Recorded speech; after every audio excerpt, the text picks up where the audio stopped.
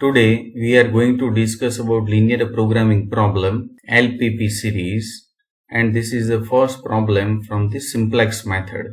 So welcome to my YouTube channel Mechanical Engineering Management. Like, share and subscribe. So at the end of this video you will be able to solve the problem from mathematical model. So focus over here carefully. So I am damn sure at the end of this video you have no any questions or doubts. Solve the following LPP by Simplex method.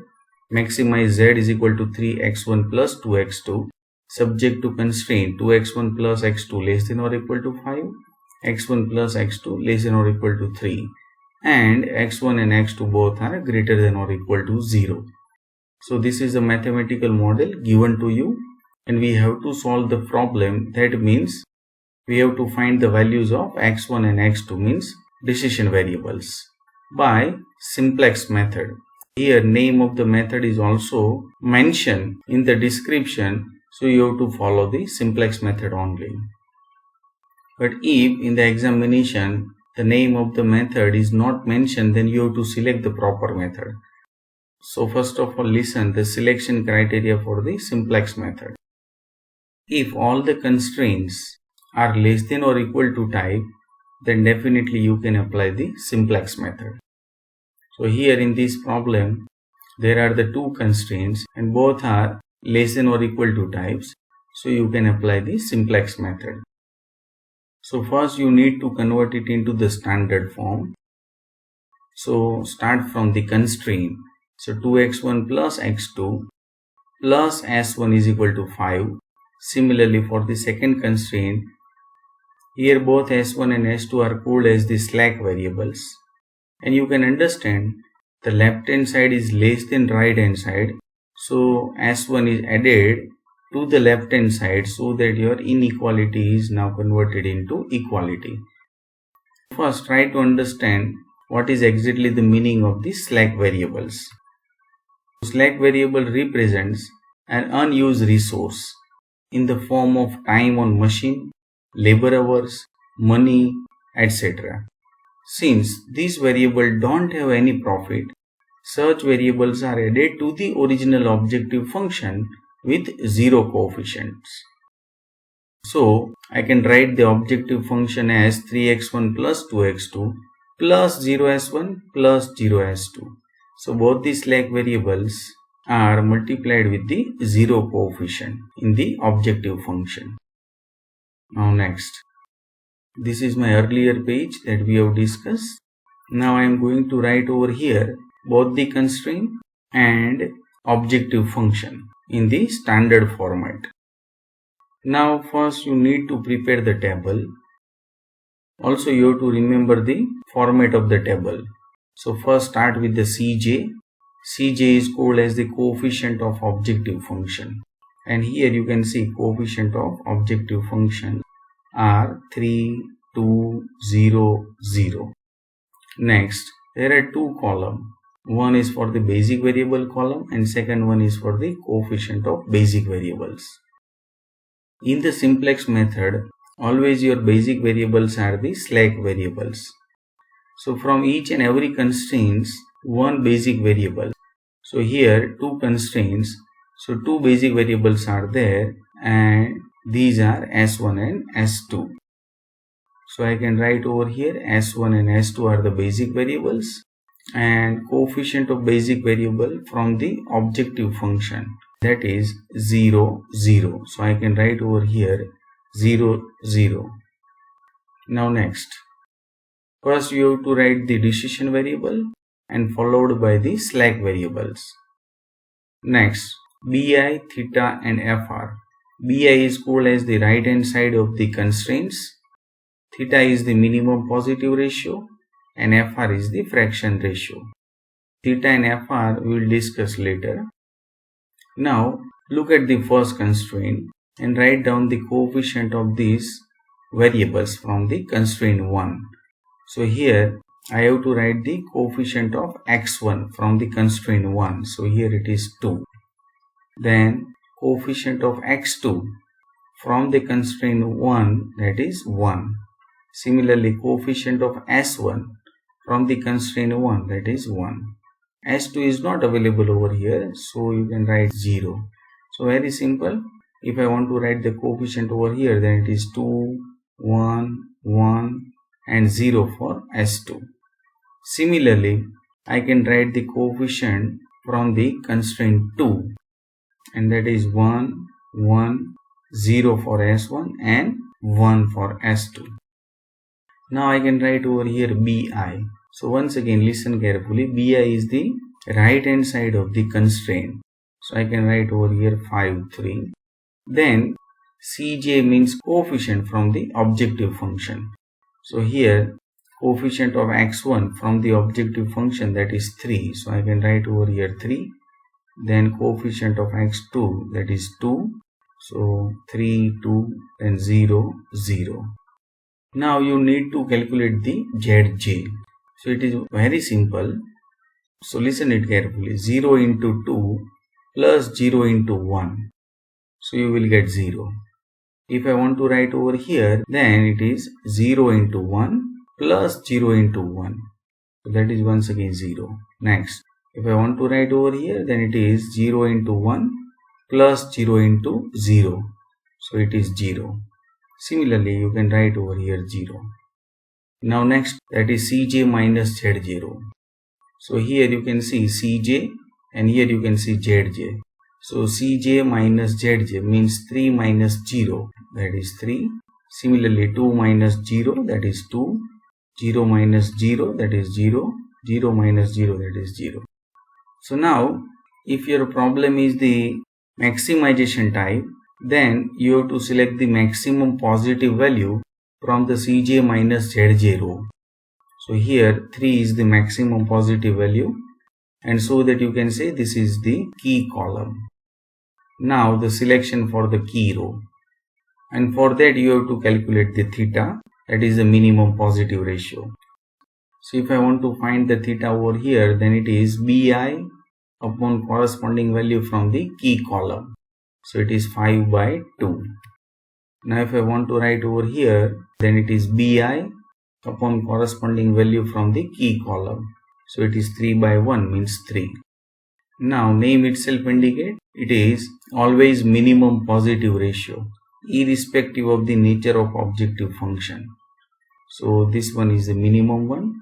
So select it, and so that you can say this is your key row. Now the intersection of the key column and key row, that is known as key element. So make a box for the key element. Now calculate the fraction ratio. Fraction ratio is only for the rows other than key row. So in this problem, you need to calculate the fraction ratio for this row only. If I want to find the fraction ratio over here, then it is corresponding value from the key column divided by key element. So I can write over here 1 by 2. So this is your iteration 1. Now what is actually the conclusion at the end of the iteration 1? Key column suggests as entering variable and key row suggests as a leaving variable. Means iteration 1 suggests us that you should produce x1 instead of s1. So now I am going to write instead of s1, x1 for my next iteration and s2 as it is. And coefficient of x1 from the objective function is 3. So I can write over here 3, and coefficient of s2 is 0. Now first you have to find the new values for the key row, and that is very simple. Divide each and every element from the key row by key element. So if I want to write over here, then it will be 2 by 2. That means 1. Here it is 1 by 2, 1 by 2, 0 by 2, 5 by 2. So very simple, divide each and every element from the key row by key element. And this procedure is only for the key row. Now with the help of the fraction ratio, you can find the new values other than key row. So now I am going to find the value over here. So this is the formula. New value is equal to old value minus fraction ratio into corresponding value from the key row. So now try to understand. If I want to find the value over here, then this is called as new value. So new value is equal to old value. So what is the old value? 1 minus fraction ratio into corresponding value from key row, that is 2. So if you simplify, then you will get 1 minus 1 is equal to 0. I can write over here 0. So now similarly you can find the new value over here, and that is old value minus fraction ratio into corresponding value from the key row. So simplify, then you will get 1/2. If I want to find over here, then it is very simple. 0 minus 1/2 into 1. So simplify it, so you will get minus 1/2. Now next, if I want to find the value over here, then it is 1 minus 1/2 into 0, and so that you will get 1. Similarly, 3 minus 1/2 into 5, so it will be 1/2. Now you have to repeat the step for Zj and Cj minus Zj. So first I am going to find the value of Zj and then Cj minus Zj. So if I want to find the value over here for Zj, then it is 3 into 1 plus 0 into 0. To understand only, it is not required in the examination. So simplification is 3. Next, if I want to find the value over here, then it is 3 into 1/2 plus 0 into 1/2. So it will be 3 by 2.